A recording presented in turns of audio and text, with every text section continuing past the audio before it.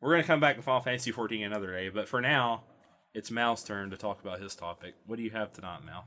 I got in the robot. Yeah, I was waiting for it. I was waiting for someone. I want to hear this so badly. That game looks so fun.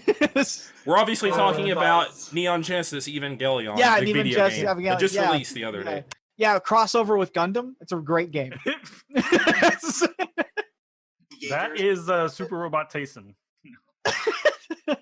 Robot games are great too. No, yeah, I've been playing. I beat God of War, Dad of War, Dad of War. Yeah, which I've been enjoying it's more. Dad of War. I gotta still pick up that game, but I really want to play it. So good. But so I moved on to BattleTech. That came out last Tuesday. I'm so excited. I kickstarted it back in sometime in the past. Yeah, I think you talked about it at one point on the 13 podcast. Yeah, I years ago? talked about it when they came out with the beta. Yep. For Kickstarter people. And I've been enjoying it quite a bit. It is a turn-based strategy video game developed by Harebrained Schemes and published by Paradox Interactive. I wanted to say, hold on a second. I wanted to say that the developer's name is amazing. What? The developer's name is amazing. Harebrained Schemes. Yeah, that's a great name. That's a great name. Shadow Run Games, which I have all kickstarted those 3. So this is my 4th I've kickstarted with them. Good God, they've done. You could say Mal's a big fan of this company. I am. They've realize apparently got a good. that, Well, I mean, they've successfully kickstarted 4 games now. That's a good track record. At least 4 games. I don't know. I didn't actually play Necropolis. Was that kickstarted? It does not look like it was. Okay, so yeah. Oh, that's a beautiful picture. Love me, giant robots. Yeah. That's actually my wallpaper. I know everybody can see it at the moment, but So computer wallpaper. yeah, learn me the details, man. I'll just use it as the video pic. There you go. so it is a BattleTech video game in the BattleTech universe. The creator of the BattleTech miniatures game, Jordan Weissman, was on the development team. It draws a lot of inspiration from the miniatures game. Ooh. People say it's probably the best representation. Like, it's not a 1-for-1. I mean, the Obviously, miniature game's pretty old. That explains why my buddy has been playing it like 12 hours a day, because he loves the BattleTech miniatures game. Yeah. Yeah, it's just really good. So Really good. I gotta ask right now, right here. We're just gonna start.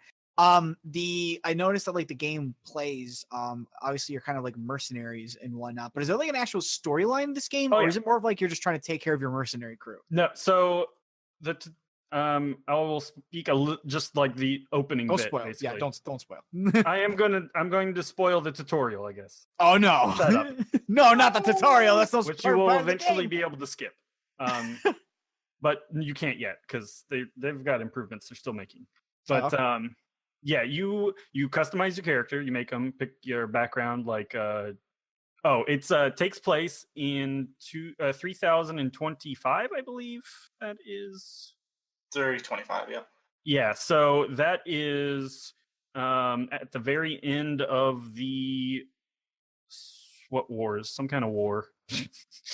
The what war? Bosun War. It's a popular war time period or whatever. The Warring States era. It was taking place after the Warring States. That's after the clan has come, right? Yeah. Right before Romance of the Three Kingdoms. I'm being legitimate. Like I think that's after the clanners have come to interfere. That is incorrect. It takes place at the near end of the Succession War era. Clanners do not exist yet. They don't exist for at least I think the guy who founds them doesn't go off until 3 years from that date or something. Gotcha. Okay, I know where it's at now. The timeline. Yeah. Clanners don't exist. It's all Intersphere. You can pick your like house, or you can be from the periphery. You can like say what you've been doing since, or like your childhood sort of thing. These all just kind of give it opens up more dialogue options in the game. Like if you have whatever your background is, and you got a call from your mentor who like needs help. You're on this planet and it's Coronation Day, and he wants you to just like guard the person who the can't remember her title, whatever she's becoming. I can't remember if it's I think it's the Empress, but it might not be. Either way, that all goes Fubar or whatever. That her uncle stages a coup, and Gas. yeah, you have to get out of there. But you end up having to eject out at the end of the tutorial mission. And you you eject out and get picked up by your mentor, who ends up staying there to sacrifice himself so you can leave. Damn it, mentor! I only knew you for a tutorial level, and you've already killed yourself. And his mercenaries pick you up, and you guys basically GTF out of that area. And it's reported that the Empress chick dies, and you then it just cuts to like a time period later. I think it's maybe 3 years. I can't exactly remember. It cuts to a later time where you're in the outskirts, and you were made the leader of the mercenary group because no one else wanted the job, and you're in a ton of debt because they had to take a whole crap ton of debt out to make the jump out to the periphery. Jesus. Yeah, so you are now the commander, and you have a ton of debt to manage is a big part of it. And then basically after the next mission of that lead in, you get a call and you get dragged back into the political side of things. So yeah, that's how the story starts off. So you're dealing it's like Game of Thrones, because that's how everyone describes political drama these days. It's Game of Thrones. Yeah. Everything is Game of Thrones now. Regardless of anything involves political lethality, drama, especially slightly gritty, it's Game of Thrones like. It's just I've seen it in a lot of reviews, but that's just because they're explaining what people know about or whatever, obviously.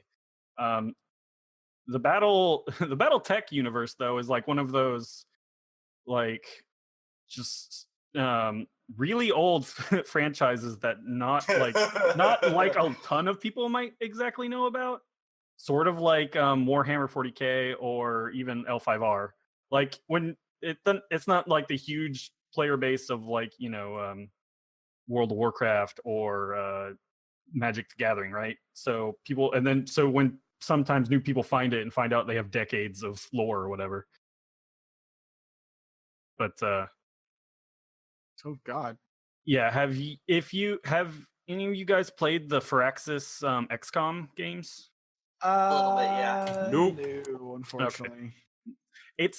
It has some similarities to that in that it's turn-based, and then like you have a base management similar to that involves time. Like if a pilot gets injured or your stuff gets damaged, you have to the pilots, the Mech Warriors, are held up in the infirmary, and your BattleTech they are under repairs for an amount of time. Like so you just can't use those things for that amount of time. Like they're out. So you might have to hire new people, buy more mechs, all while managing your debt. You take contracts, and it takes time. Like it might take 2 weeks to get to wherever your contract is, so that might eat up. But like people could be out for months, so it's like management in that sense. And then when you're in combat, it's all turn based. You've got things like jump jets, hunkering down, there's facings, there's you have like the miniature game, you have like all the different parts, arms, legs, right, left torso, middle, center torso, the head, the rear facing stuff, which has less armor, and so you got to manage all that. And then you have multiple weapons, whereas XCOM, it's like you only get one weapon, and it shows you percentages. You also have to manage your heat, because you can overheat, so you can turn off individual weapons. This is like my it's just like a mechanical dream come true. So many little things to do. Yay! And then it's a lot. There's a lot more like, I don't know, like minutia, but like not in a bad way. I mean, unless you just don't want to deal with that, right? Then it's just then obviously it's not fun for you though. And then once you get like as you make more and more money, it's nicer to like as you have more and more mechs that you could just have there for certain areas, because there's certain planets, like hot planets, you don't want to take energy weapons because energy weapons make more heat, and being on a a desert type planet, you're going to generate even more heat. But if you're on a snowy planet, bring all the energy weapons because they don't take ammo, because if your ammo gets hit, it can explode. Oh yeah, I remember that actually. I never got that because technically it doesn't fully make sense. It's Well, not. it's ballistic ammo. Ah, And it's okay. just like, yeah, it's for ballistic weapons. They just have like a box of a couple tons of ballistic ammo that makes Okay. it blows I was up. like, I don't understand why all of your bullets suddenly explode like they're like they're grenades or something. But okay, you're talking ballistics. Yeah, they're Yeah, those will large probably weapons. explode. They're not like 9mm gun Oh, okay. bullets or whatever. Yeah. Yeah, there's the 3 types of weapon are ballistic, energy, and then there's also missiles, which are moderate heat. They're in between the energy weapons and ballistics. They have ammo, so they can also be blown up. But if you have like a spotter, anyone that can see, as long as someone on your team can see a enemy, like you can always shoot missiles at them. That's pretty fucking awesome. Yeah, that's awesome. You've got your Mech Warriors have stats. There's 4. Gunnery for range, guts for melee.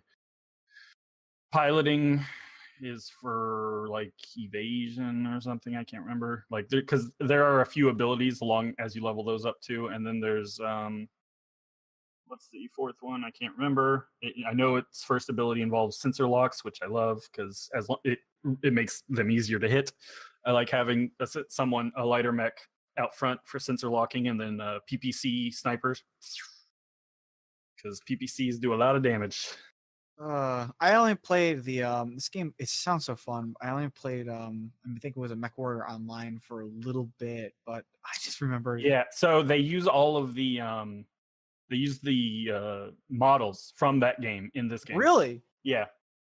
Which really? people are like, or think consider the best part about that game is the models they made.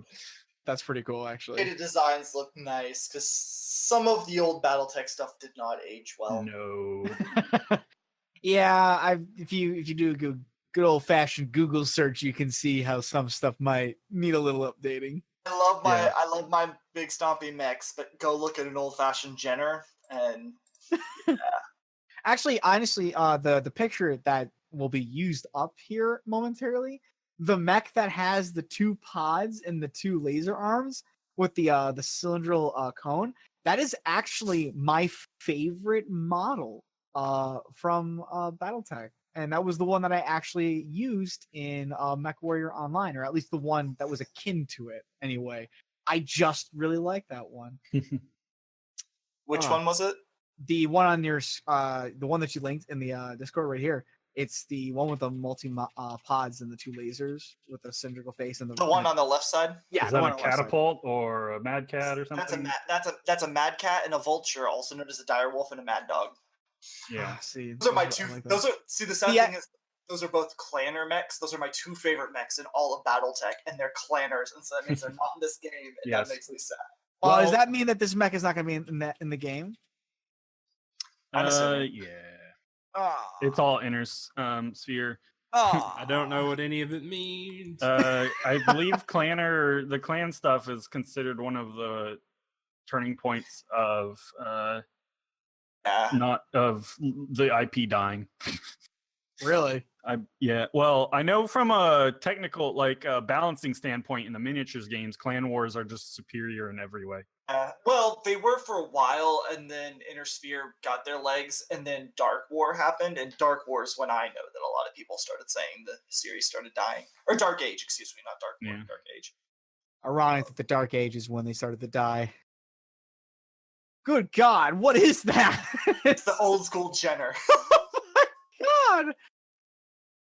That, oof, there's a lot of things wrong with that.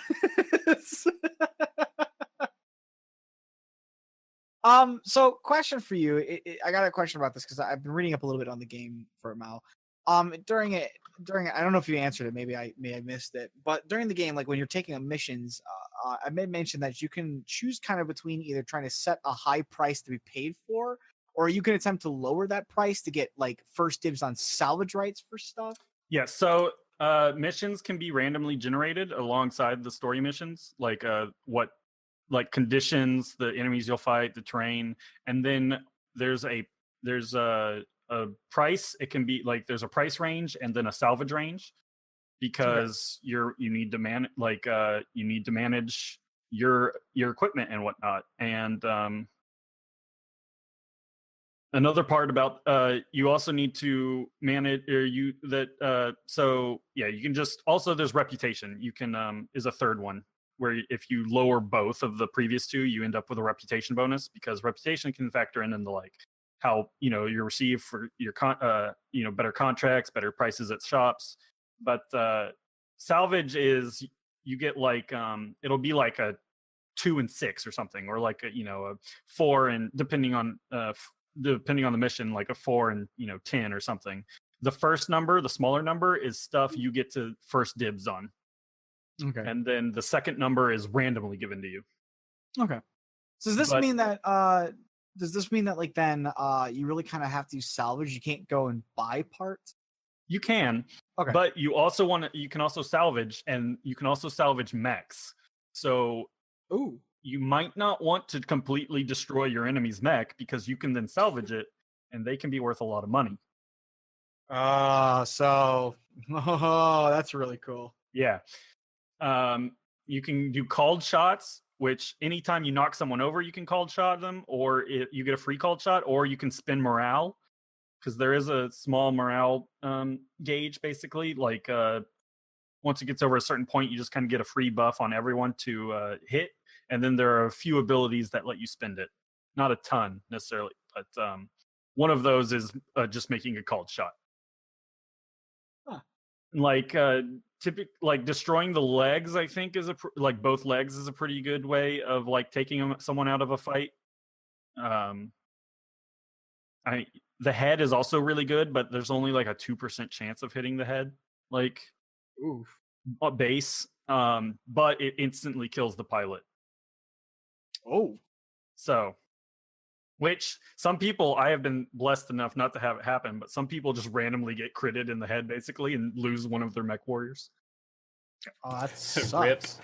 Yeah, but you can also eject people, like not in that case, but like if if things start getting too tough, you can eject mech warriors. You might have to scrap the mech or leave it behind, but sometimes someone with a very experienced warrior is worth more than the mech to you.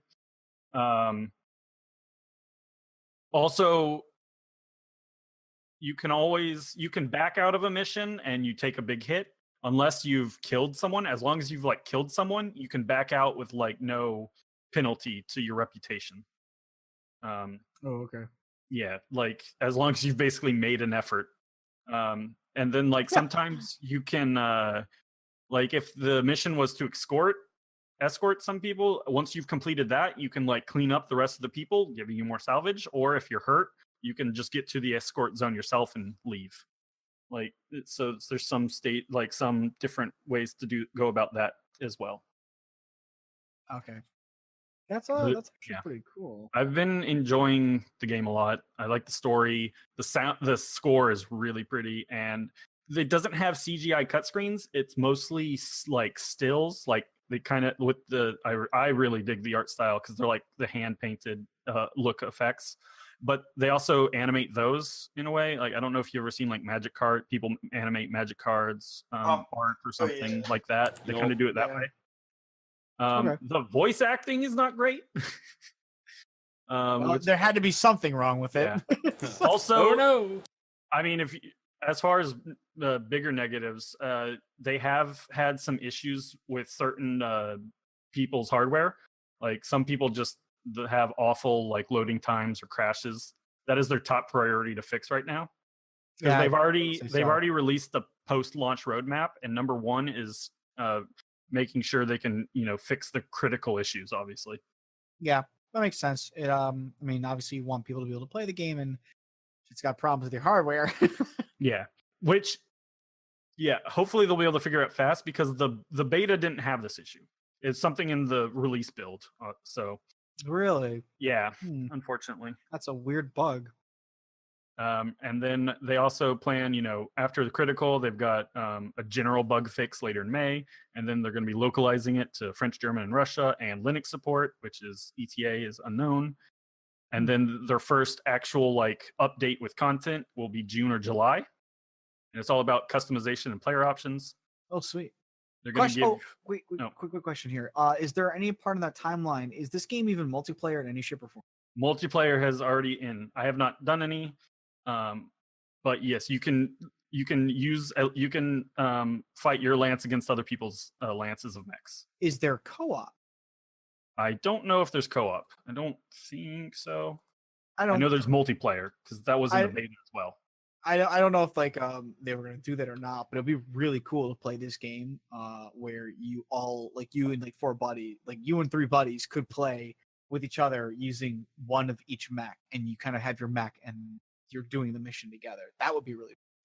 I believe, because aren't they coming out with a true full blown Mech Warrior game sometime I think Q4? Yeah, there's and that one Yeah. should be actually multiplayer, but not this. It looks like it's on their post-launch. The post-launch live team would like to develop or would like to implement co-op. Oh, that's really cool. See, that would be really fun that's because what the made us idea of up being able for. to play with buddies on these kind of games would just be really fun. Their first content is they want to accelerate combat. Options to just accelerate combat because some people think it takes too long, I guess. it can be fiddly. I don't know if that means they're just gonna. I don't know how they would go about that, but I think just they tweak stated certain options, I guess. they might want to just reduce the time you spend in a mission because I've heard that and I don't know if this is true or not. You'll probably know better, but some generally on average missions can take 45 minutes to go through. I don't know if that's true or not. Okay, so that sounds about right. Maybe I don't know. My sense of time is not great. Okay, It all kind of blurs together. I have to look at a calendar to figure out if I'm on Tuesday or Friday. They also want to implement more Mech Warrior customization to give more appearance changes, call signs, your name. That'd be cool. Sorry, for your individual Mech Warriors, not just yourself. You get to customize yourself, but you just when you hire people, it's just who you get. But it looks like they're going to be implementing. You're going to be able to customize those people too. Oh, cool. Granular difficulty settings, because I don't believe there's difficulty setting of any kind. And another one of their things is that there are some peaks and valleys in the game that they want to smooth out as well. Are we talking Final Fantasy Tactics peaks, or are we talking give me a what are they? Just, I mean, yeah, I don't think the valleys people have really complained about, but there are some parts where the difficulty, you can just, I think reinforcements can be kind of random. So sometimes you can just get waves and waves of assault mechs, which can be difficult, though is, I guess, lucrative if you manage to take them down. Because assault mechs are pretty big guys. Aren't they isn't assault either 75 to 100 tons? Yeah. Okay, so they're one of the biggest, if not the biggest. They are the biggest in the game. Okay, it's light, medium, heavy, and assault, and it looks like there are. So you get a wave of waves of assault mechs just coming in. That sounds fucking cheap. I mean, there's just a point where when you've got 13 behemoths walking at you, you got to decide that maybe this isn't a fight you want to pick. Looks like there's Salvage. a little under 40 mechs in the game. Oh wow, that's a lot of mechs. Yeah. What else?